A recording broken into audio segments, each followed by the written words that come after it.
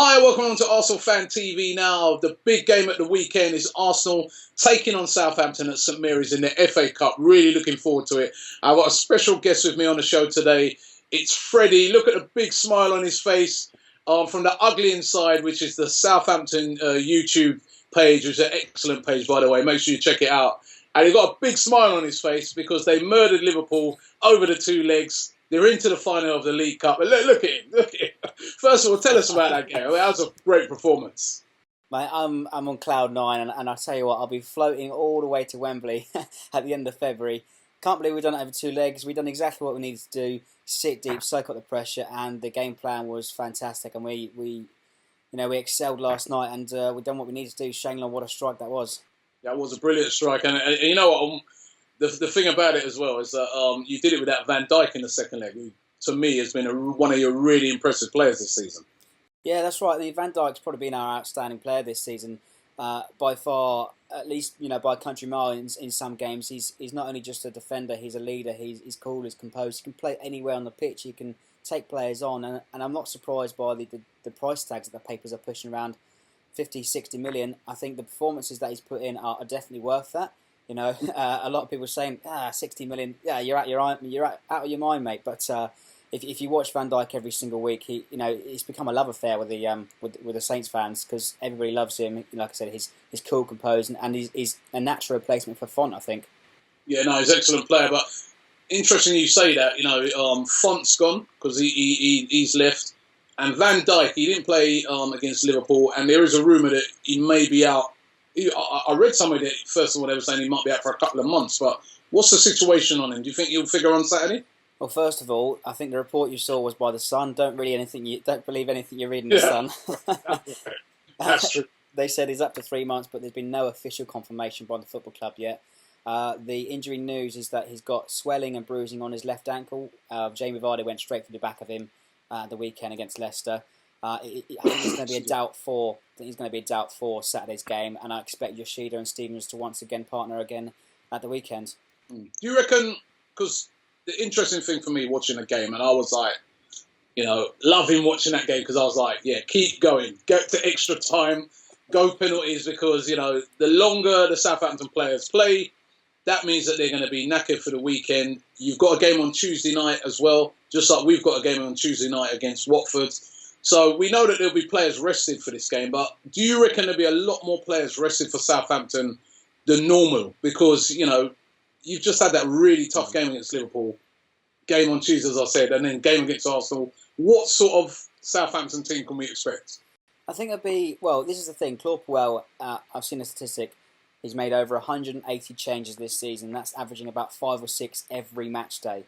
Wow. Actually, to be fair to him, on Wednesday, he only made about 3 or 4, which is below average this season. But I think we might see a similar team. Hopefully, the momentum can continue with the players that played against Wednesday. But like you said, a lot of the players will be knackered. The squad's been stretched hugely this season, not only just in the Premier League over the last couple of weeks, but also the Cup games, the Europa League before Christmas. Disappointing to go out of that competition, but we've marched on. We've adapted ourselves once again, and it seems like the team's actually moved on from Font's transfer. It seems like a cloud was hanging over the club because we couldn't pick up any points at all until last weekend. But it's a fantastic result taken into the FA Cup, and it's another competition that we want to win. And like I said, so you think you'll have the same sort of team like I had against Liverpool? You don't think you make a lot of changes to that? There will be definitely some changes. I think for me, probably Jay Rodriguez probably won't start because he came off injured at half-time against Liverpool, apparently an ankle injury, which actually leaves us really short on strikers. If it's we don't know the extent of that injury yet, and it just leaves literally just Shane Long and strikers. Buffal was away at the African Cup, or went away to the African Cup, came back with an injury. Charlie Austin's out long term until at least March time, so it's only Shane Long that's left of our strikers. We need to dip into the market to help the depth into the team. I think what we'll see is a similar back line in Cedric, Yoshida, Stevens, and Bertrand. They're probably the best available at the moment. Our strongest would be Yoshida, Van Dijk, Bertrand and Cedric. But Cedric and Bertrand have been outstanding all season. Forster will probably be staying in goal. Had an excellent game back at you guys in February. I think it was 10 saves that day. Yeah, it's remind me. He's always making world-class saves against us. He made another one last night as well, just slapping the ball off the line. Yeah, it's very David Seaman. Like David Seaman made a save like that years ago. Although it was from his, in the case of Fossey, it was sort of from his mistake, but it was a great recovery save.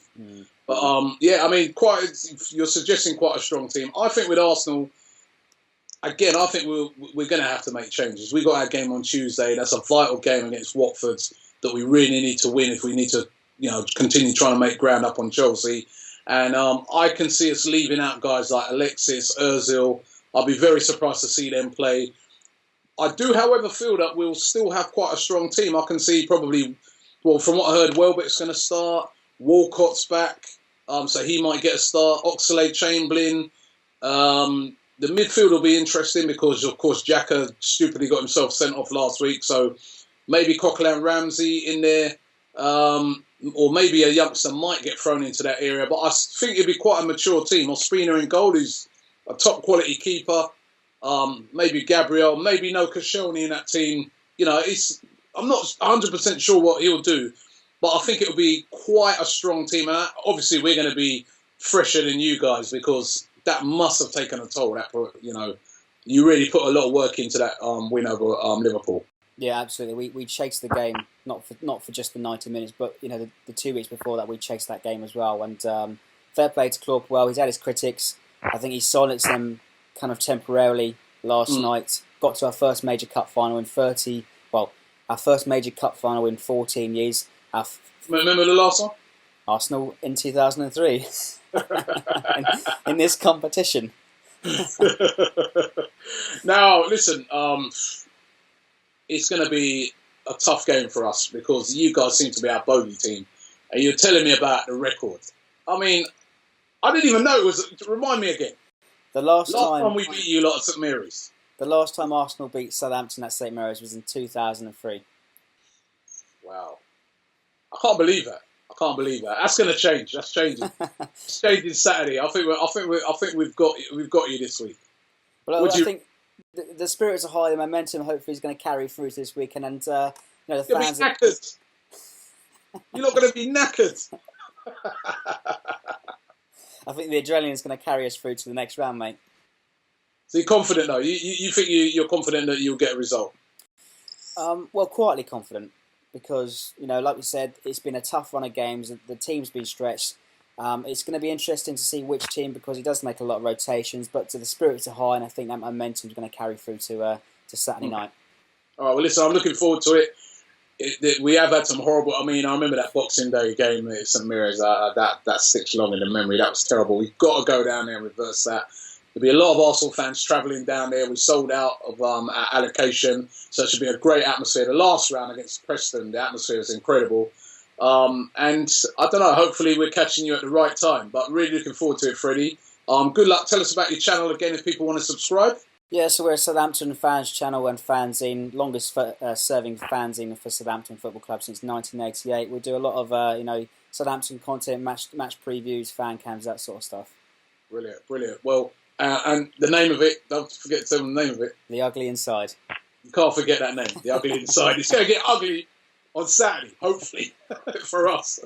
Right? But looking forward to it, and I'll see you on Saturday, Freddie. Looking forward to the game, Southampton versus Arsenal. Thanks for having me on, mate.